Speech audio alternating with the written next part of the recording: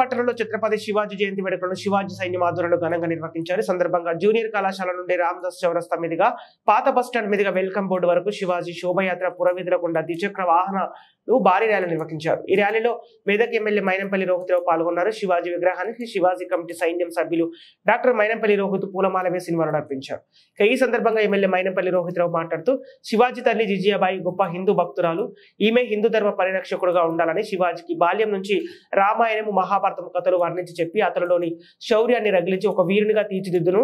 మరాఠా సామ్రాజ్యాన్ని స్థాపించి మొఘలులను ఎదిరించిన యోధుడిగా శివాజీ నిలిచారని కొనియాడారు. వివిధ రకాల పార్టీలు కావచ్చు, అధినేతలు కావచ్చు, మరి ఎక్కడైతే ధర్మం కోసం ఈ ఆచారం మన సంస్కృతి సంప్రదాయాల కోసం నిలబడతామో తప్పకుండా భారతదేశం ఈరోజు సూపర్ దేశంగా, అదేవిధంగా ప్రపంచాన్ని శాసించే దేశంగా మనం ముందుకు తీసుకుపోయే పరిస్థితి ఉన్నది. కాబట్టి ఇంకా అవసరం ఉన్నది. ఇంకా ఈ దేశంలో ఉన్నటువంటి అరాచక శక్తులను అన్నింటినీ కూడా ఎదుర్కోవాలంటే మనం అందరం కూడా ఇంకా ఐక్యంగా సంఘటితంగా ఉండాలి. ఆ సంఘటితం కోసం చేసిన మహానీయులను గుర్తించుకోవాలి. మా ఛత్రపతి శివాజీ మహారాజు లాంటి గొప్ప నాయకులను మనం నిత్యం స్మరించుకుంటూ వారి బాటలో పయనించాలని చెప్పే సందర్భంగా మీకు అందరూ కూడా పిలుపునిస్తూ మరొకసారి శివాజీ మహారాజ్ జన్మదినం సందర్భంగా, అదే మొదటి వార్షికోత్సవ సందర్భంగా కూడా మీకు అందరికీ కూడా పేరు హృదయపూర్వక నమస్కారాలు, శుభాకాంక్షలు తెలియజేస్తూ నేను సెలవుకుంటా ఉన్నా. జీవిత చరిత్ర తెచ్చుకున్నట్లయితే ఈ సమాజ స్థాపన కోసం, హిందూ ధర్మ రక్షణ కోసం, భారతదేశం సంఘటితంగా ఉండడం కోసం మనం చేయాల్సినటువంటి పనులు ఏంటన్నది మనకు అందరూ కూడా స్పష్టంగా తెలిసే అవకాశం ఉంటుంది. కాబట్టి శివాజీ జీవిత చరిత్ర అందరూ కూడా తెలుసుకోవాలి. చాలా మంది చిత్రీకరిస్తారు శివాజీ ఏదైనా అంటే హిందువులు మాత్రమే పోరాడిండు, ముస్లింలు నన్ను వ్యతిరేకించదని కాదు. ఇక్కడ ఉన్న వాళ్ళందరం కూడా గమనించాలి. ఎక్కడైతే ముస్లిం అరాచక పాలన, ముస్లిం సైనికులు కావచ్చు, మొఘల్ సామ్రాజ్యం కావచ్చు, దక్కన్ సుల్తాన్ కావచ్చు, ఇక్కడ ఉన్నటువంటి ప్రజల మీద దాడులు చేస్తుంటే బెంగుళ్ళ విజృంభించి అక్కడ పోరాటం చేసింది తప్ప ఎన్నడూ కూడా వాళ్ళకి కావాల్సిన కించపరిచిందో వాళ్ళకి దాడులు చేయలేదు.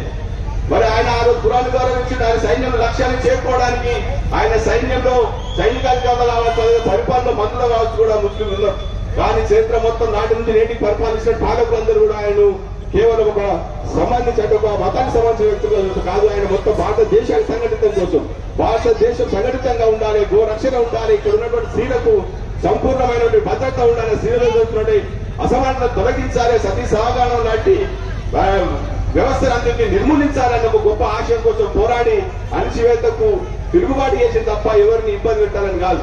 మనం అందరికీ అందుకే చెప్తా ఉన్నా ఈ సందర్భంగా మరి శివాజీ మహారాజు యొక్క జీవిత చరిత్ర అందరం తెలుసుకుని ఇక్కడ ఉన్న వాళ్ళందరం కూడా మరి వారి యొక్క పోరాట పట్టుమను, వారి ఏ రక్షణ కోసం అయితే, ఏ ధర్మం కోసం అయితే, భారతదేశ సంఘటితం కోసం అయితే పోరాడిండో ఆ యొక్క ఉనికిని, ఆ యొక్క స్ఫూర్తిని మనం నరనరా నిలుచుకొని ముందుకు పోదామని అందరికీ కూడా మీకు పిలుపునిస్తూ, అంతేకాదు ఈ రోజు ఇక్కడ మెదక్ పట్టణం నడిపొట్టిన మరి శివాజీ మనకందరూ కూడా ప్రతి వాడ నుంచి, ప్రతి గల్లీ నుంచి కూడా మనం ప్రధాన కూడల్లో మనం ఏర్పాటు చేసుకున్నాం. శివాజీ మహారాజు చూసినప్పుడల్లా మనకు అది ఒక స్ఫూర్తిని కలగాలి. ఆ శివాజీ మహారాజు యొక్క ఆ అడుగుజాడలో మనం నడవాలి. ఈ భారతదేశం ఇంకా సంఘటితం కావాలి. వాస్తవానికి ఇన్ని రోజుల తర్వాత, అంటే దాదాపు 60-70 సంవత్సరాల స్వాతంత్రం తర్వాత ఇప్పుడిప్పుడే భారతదేశం ప్రపంచాన్ని శాసించే స్థాయికి, ప్రపంచంలో అగ్రదేశంగా నిలబడే స్థాయికి మనం పోతా ఉన్నాం. దానికి శివాజీ మహారాజు కూడా స్ఫూర్తిగా ఈనాటి పాలకులందరూ గారి యొక్క పోరాట పట్టిన భారతీయులందరం మనం ఎప్పటికి కూడా కలకాలం నిలిపోవడమే కాదు, ఆచరణ సాధ్యమైనటువంటి పనులన్నింటినీ కూడా వారు మనకు నిజ జీవితంలో చూపించారు. కాబట్టి మనం అందరం కూడా వారి జీవితాన్ని స్ఫూర్తిగా నింపుకొని ముందుకు పోవాల్సినట్టు అవసరం ఉన్నదని సందర్భంగా నేను గుర్తు చేస్తా ఉన్నా.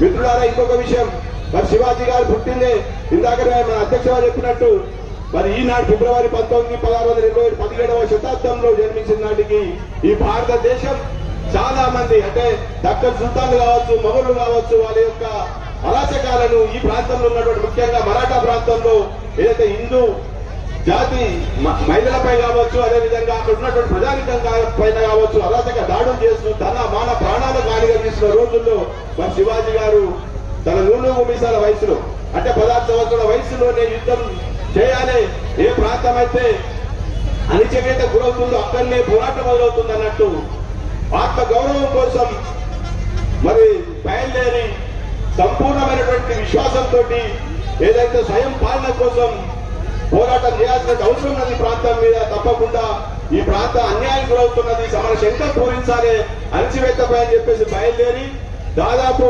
40 సంవత్సరాల పాటు కూడా ఆయన అనేక యుద్ధాల్లో విజయం తన సైన్యాధికారులు తనకు ఉన్నటువంటి 1000-1200 10,000 మంది వరకు సైన్యాన్ని తయారు చేసుకుని ఒక గెరిల్లా పోరాటం మిత్రులు చాలా మంది తెలుసుకోవచ్చు.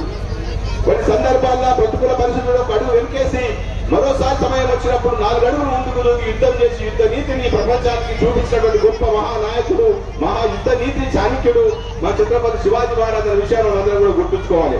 మరి ఆ రోజు చాలా మంది చరిత్ర చెప్తున్నారు, చరిత్ర చెప్పలే. భారతదేశంలో మహానుభావులు చాలా మంది ఈ దేశ స్వాతంత్ర పోరాటంగా కావచ్చు, అంతకంటే ముందున్నటువంటి మరి మహానీయుల గురించి కావచ్చు ఎక్కడ కూడా మనకు బోధించబడి లేదు. కానీ మిత్రులు మనం అందరూ తెలుసుకోవాల్సిన అవసరం ఉన్నది. జయించాలి అని చెప్పేసి ఆ విధంగా తల్లి ఆశీర్వాదాలు తీసుకోవడం జరిగింది. అంతేకాదు ఒకానొక సమయం లోపల శివాజీ సైన్యం ఎట్లాంటిది అని ఆలోచన చేసినప్పుడు ఇక్కడ ఉన్న వాళ్ళందరం కూడా మనం ఏదో ఒక ఉన్నతమైనటువంటి చదువుకున్న వాళ్ళం ఉన్నాం. కానీ శివాజీ చక్రవర్తి ఉన్నటువంటి ప్రాంతం అంతా కూడా అడవి ప్రాంతము, కొండ కోన ప్రాంతము. మావలీలు అడవి ప్రాంతంలో ఉంటే అడవి మనుషులు, కనీసం అక్షరాభ్యాసం తెలియనటువంటి వాళ్ళు, కనీసము సమయస్ఫూర్తి సంస్కృతి అంటే సంస్కారం అంటే ఏంటో తెలియనటువంటి వాళ్ళు, కనీసం వస్త్రధారణ తెలియనటువంటి వాళ్ళు, అడవుల్లో ఉండేటటువంటి మావలీలు. ఒక శిల్పి ఏ విధంగా అయితే ఒక మామూలు శిల్పాన్ని తీసుకొచ్చేసి చక్కటి విగ్రహంలాగా ఏ విధంగా అయితే చక్కదిద్దుతాడో తీర్చిదిద్దుతాడో ఆ విధంగా అనామకులైనటువంటి మనుషుల్ని చురకత్తులాగా తయారు చేసి 1000 మందితో ఒక సైన్యాన్ని తయారు చేసుకోవడం జరిగింది. ఆ సైన్యంలో ఉన్నటువంటి సైన్యం ఎట్లాంటిది అంటే ఒకనొక తల్లి లోపల తల్లి సుముఖంగా ఒక విషాద దృక్పథంతో కూర్చున్నప్పుడు, అమ్మ ఏంటి నీ కోరిక అంటే అక్కడ బయటకు తీసుకెళ్లి అక్కడ కొండన అనే కోట మీద ఆ జెండా ఎగురుతుంది చూడు, ఆ జెండా స్థానంలో కాషాయ జెండా ఎగరాలని చెప్పేసి చెప్పడం జరిగింది. ఆ యొక్క అక్కడ కాషాయ జెండా ఎగిరినట్టయితే నాకు ఆనందంగా ఉంటుందని చెప్పడం జరిగింది. తన సైన్యంతో సమావేశం ఏర్పాటు చేశాడు. ఆ కోట జయించాలి అంటే నా కడుపులో పుట్టే శిశువు ద్వారా నా యొక్క కార్యదీక్షను నెరవేర్చుకుంటాను, నా సంకల్పాన్ని నెరవేర్చుకుంటానని చెప్పేసి ఆ విధంగా తన గర్భంలో ఉన్నప్పటి నుండే ఆ యొక్క పార్వతీదేవిని ప్రార్థిస్తూ ఈ ధర్మ సంస్కృతిని సమాజాన్ని చైతన్యవంతం చేసి ఈ సమాజాన్ని సంస్కరించి భారతదేశం పరమయోగ స్థితికి వెళ్లేలాగా మళ్ళీ కాషాయమయం అయ్యేలాగా అట్లాంటి వీరుణ్ణి నాకు ప్రసాదించమని చెప్పేసి ఆ తల్లిని కోరుకున్న కారణంగా ఆ యొక్క కోరిక మేరకు జన్మించినటువంటి వ్యక్తే ఈ ఛత్రపతి శివాజీ మహారాజ్.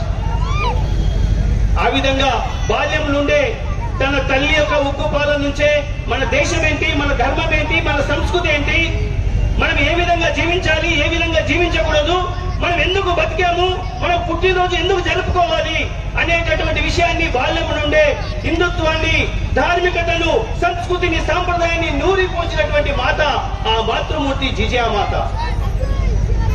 ఆ విధంగా చిన్నప్పటి నుంచే ఆ నూనూగు పాలతోనే ఉక్కు పాలతోనే ఆ విధంగా హిందుత్వాన్ని ఉడిపట్టుకున్నటువంటి ఆ మొట్టమొదటి గురువు జిజియామాత. అంతేకాకుండా దాదాజీ కొండదేవు తన గుర్రపు సవారి నేర్పుతూ తన యొక్క చేతిలో ఖడ్గాన్ని ధరణ చేసి ఆ ఖడ్గ వీర విహారం చేస్తూ ఇందాక సోదరుడు చెప్పినట్టు 1930 ఫిబ్రవరి 19 జన్మించినటువంటి శివాజీ 16 సంవత్సరాలు 1946లోనే తన తల్లి ఏ కోరిక మేరకు ఎక్కడ ఎగురుతున్నటువంటి కోటల పైన ఆకుపచ్చ జెండాలు కాదు కాషాయ జెండాలు ఎగరాలనేటువంటి తన కోరిక మేరకు తోరణ అనేటటువంటి కోటను జయించి తన తల్లికి కానుకగా ఆ తోరణ కోటను తీసుకొచ్చి ఇవ్వడం జరిగింది. ఆ విధంగా మొట్టమొదటి తోరణ అనే కోటను జయించినటువంటి శివాజీకి తన తల్లి ఎంతో ఆశకు జన్మించినటువంటి శివాజీ ఆ జిజియామాత బాల్యం లోపలనే శివాజీ లాగా ఉన్న వయసు లోపలనే తన ఇంటికి వచ్చినటువంటి మొఘల్ సైనికులు తన తండ్రికి సమాచారం ఇచ్చి ఆ విధంగా వెళుతూ పక్కనున్నటువంటి శివాలయం దగ్గర శివాలయంలో కూర్చుండి గుక్క తాగారు. గుక్క అంటే చాలా పెద్దవాళ్ళకు తెలిసి ఉంటది, మత్తు పానీయము. ఆ విధంగా గుక్క తాగుతున్నటువంటి దృశ్యాన్ని జిజియామాత చూసింది. చూసి వెంటనే పరిగెత్తుకుంటూ తన తండ్రి దగ్గరికి వెళ్లి, నాన్న మన పవిత్రంగా భావించేటటువంటి శివాలయంలో అక్కడ నీకోసం వచ్చినటువంటి సైనికులు కుక్క తాగుతున్నారు, ఆ అపవిత్రమైనటువంటి ఆలయాన్ని అపవిత్రం చేస్తున్నారు, వాళ్ళను దండించండి అని చెప్పింది. కానీ తండ్రి ఏమన్నాడంటే వాళ్ళ దగ్గర మనం నౌకిరీ చేస్తున్నామో వాళ్ళకు మనం సామంత రాజులము, వాళ్ళని ఎదిరించలేము అని చెప్పడం జరిగింది. ఆ కొద్ది రోజుల తర్వాత జిజియా మాతకు వివాహం చేయడం జరిగింది షాహాజీతో. ఒకనొక రాత్రి సమయం లోపల చక్కటి సన్నివేశం లోపల ఆ యొక్క భర్త యొక్క మంచి ఆనందమైనటువంటి సమయం లోపల, ఆనందంగా ఉన్నటువంటి సమయం లోపల షాజీకి నా యొక్క చిన్న కోరిక నెరవేర్చండి, మీరు పవిత్ర భారతదేశము కాషాయమయం కావలసినటువంటి ఈ దేశము ఈ రోజు విదేశీ యొక్క కబంధ హస్తాలు నలిగిపోతున్నది. పవిత్రమైనటువంటి హిందువుల యొక్క మాన బిందువులైనటువంటి గుళ్ళు, గోపురాలు, గోవులు హింసించబడుతున్నాయి. పవిత్రతను పోగొట్టడం చేస్తున్నారు వాళ్ళు. కాబట్టి మన గుళ్ళు, గోపురాలను పవిత్రంగా కాపాడుకోగలగాలి. అట్లాంటి పని మీరు చేయండి అని చెప్పినప్పుడు అది అంత సులభమైనటువంటి పని కాదు, చూద్దామని చెప్పేసి సునాయాసంగా సమాధానం చెప్పడం జరిగింది. ఆ తర్వాత ఆ తల్లికి ఒకటే అనిపించింది, నా తండ్రి ద్వారా కాలేదు, నా బట్టేసి అందరి ముందర ఆ ముద్దాడింది ఆ కొడుకుని.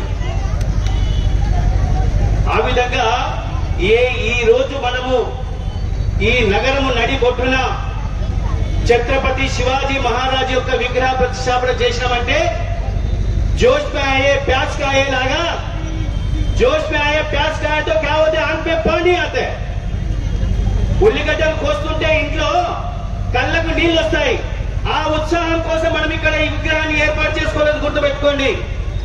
అతనిలో ఉన్నటువంటి ప్రేరణను, అతనిలో ఉన్నటువంటి స్ఫూర్తిని, అతనిలో ఉన్నటువంటి శక్తిని, అతనిలో ఉన్నటువంటి సామర్థ్యాన్ని, అతనికి వారసులమైనటువంటి మనమందరం కూడా మన లోపల ఊహించుకోవాల్సినటువంటి ఆసన్నమైంది. మనమందరం కూడా బాధపడాల్సినటువంటి రోజు ఈ రోజు నలుగురు కలగానే ఆనందంగా, ఉత్సాహంగా కలిసిమెలిసి ఉంటున్నాం. కానీ ఒక్కసారి శివాజీ యొక్క జీవితంలోకి తొంగి చూసినట్టయితే వాస్తవంగా శివాజీ చరిత్ర చదివిన వాళ్ళు, శివాజీ యొక్క చిన్న పుస్తకం చదివిన వాళ్ళు ఇందులో ఎంత మంది ఉంటారో ఒకసారి చేతులే పట్టండి. చూడండి, ఇక్కడ ఉన్నటువంటి వేలాది మందిలో ఒక 3-4 చేతులు మాత్రమే లేచినాయి. నా యొక్క విన్నపం ఏంటంటే, ఈ రోజును పురస్కరించుకొని ఈ నగరంలో ద్వితీయ వార్షికోత్సవం జరుపుకుంటున్నటువంటి ఈ సందర్భంగా ఈ సంవత్సరం తృతీయ వార్షికోత్సవం లోపల ఇక్కడున్న మనం అందరం కూడా మాతృ విజయం అనేటటువంటి విజయసాయి గారు రాసినటువంటి ఒక పుస్తకం ఉంది. ఆ పుస్తకాన్ని మనం అందరం కూడా చదవాల్సినటువంటి అవసరం ఉంది. మనం ఏదో నినాదం ఇయ్యగానే సరిపోదు, అతని యొక్క వాస్తవ చరిత్రను తెలుసుకోవాల్సినటువంటి అవసరం ఉంది. తన తల్లి జిజియా మాత బాల్యం లోపల తన తండ్రికి చెప్పడం జరిగింది. ఆ యొక్క జిజియా మాత ఇందాక మన సోదరులందరూ కూడా మాట్లాడుతూ చెప్పారు, శివాజీ ఎప్పుడు పుట్టాడు, ఎక్కడ పుట్టాడు, ఎవరికి పుట్టాడు అనేటటువంటి విషయాన్ని అంతా కూడా మనం చూసినట్టయితే రాష్ట్రాల్లో అతిపెద్ద విగ్రహాల్లో, శివాజీ విగ్రహాల్లో మనం ఒకటి చెప్పడం తప్పదు. మంచి విగ్రహాన్ని, బ్రహ్మాండంగా ఆకర్షణ విగ్రహాన్ని, అదేవిధంగా ఆయన ధైర్య సాహసాలు ఏ విధంగా ఉండవో ఆ విగ్రహంలో కలిగలిపి మరి స్థాపించినటువంటి కమిటీకి నేను అభినందనలు తెలియజేస్తా ఉన్నాను. అదేవిధంగా మరి శివాజీ మహారాజు గురించి చాలా విషయాలు చెప్పారు మన గణేష్ గారు. ముఖ్యంగా ఆయన వ్యక్తిత్వం గురించి చెప్తాను నేను. ఆయన ఎన్నో రాజ్యాలను యుద్ధంలో ఓడించి ఆ రాజ్యాలను హస్తగతం చేసుకున్నప్పుడు ఎక్కడ కూడా మత సామరస్యాన్ని పక్కన పెట్టలేదు. యుద్ధం జరుగుతుంది, ముస్లిం రాజు అయినప్పటికీ కూడా ఆయన వ్యక్తిత్వాన్ని ఎన్నడూ కూడా వదులుకున్నటువంటి పరిస్థితి లేదు. మరి మసీదులు కానీ ఇతరత్ర ప్రార్థనా స్థలాలు కానీ ఎన్నడూ ఒకనాడు కూడా ఆయన పూర్తి చేయలేదు.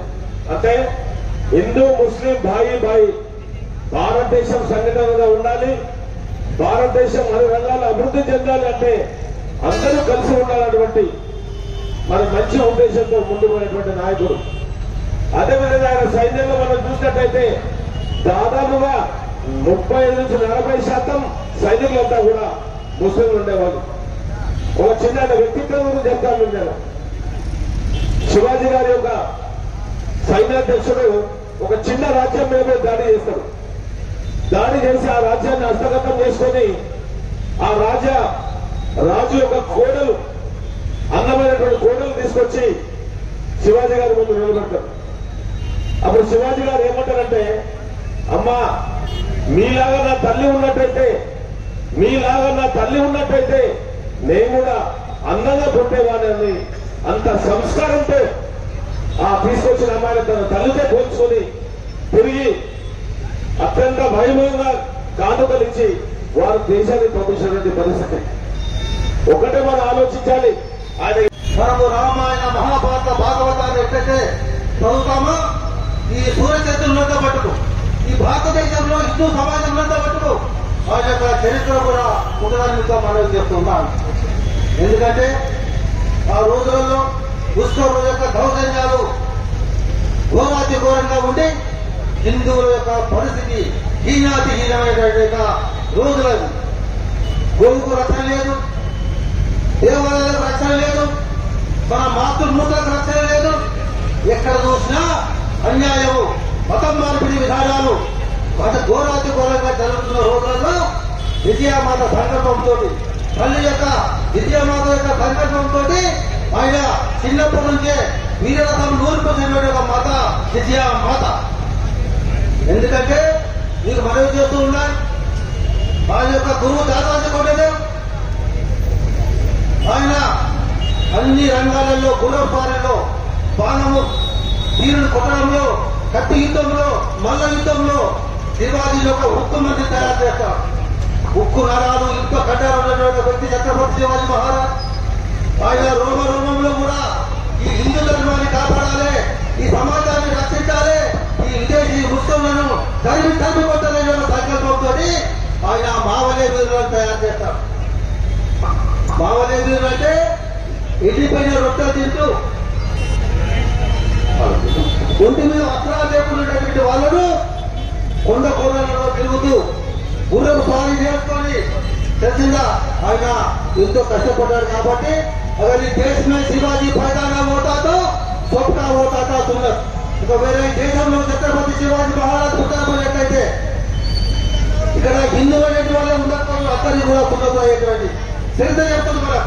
అట్లాగే దాదాపు పడేదో చెప్తాడు. పేరు పేరున నా హృదయపూర్వక ధన్యవాదాలు, అభినందనలు, నమస్కారాలు తెలియజేసుకుంటా ఉన్నా. మరి మీ అందరు కూడా ఒక్కొక్కసారి శివాజీ జయంతి శుభాకాంక్షలు కూడా మనస్ఫూర్తిగా హృదయపూర్వకంగా తెలియజేసుకుంటా ఉన్నా. మరి మొన్ననే మేము నిర్ణయించుకోవడం జరిగింది, మరి శివాజీ జంక్షన్ ని ఈ రామదాస్ చౌరస్తాని బ్రహ్మాండంగా అభివృద్ధి చేసుకునే విధంగా, బ్రహ్మాండంగా అభివృద్ధి చేసే విధంగా మరి మేము నిర్ణయం తీసుకోవడం జరిగింది.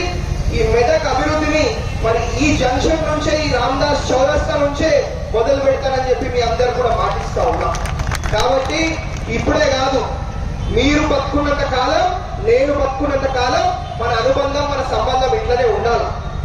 మీరు ఎన్నికలప్పుడు నాకు మాట ఇవ్వడం జరిగింది, నన్ను మీ యొక్క కుటుంబ సభ్యుడిలాగా సాదుకుంటారు, మీ యొక్క కొడుకులాగా మన్మడిలాగా మరి నన్ను చూసుకుంటారు అని చెప్పి మీ అందరు కూడా మాట ఇవ్వడం జరిగింది.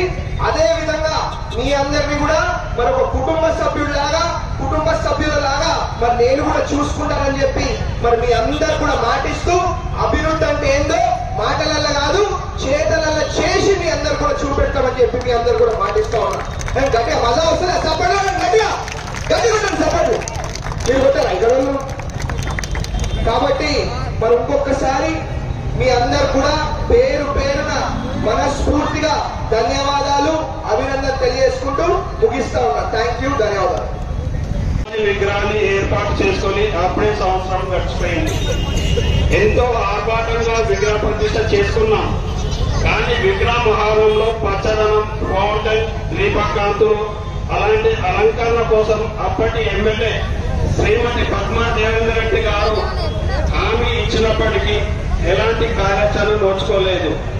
కానీ ఇప్పుడే ప్రజాప్రతినిధులు ఈ శివాజీ చుట్టూ విగ్రహ ఆవరణలో అభివృద్ధి చేయగలరని ఆశిస్తున్నాను. జై హింద్.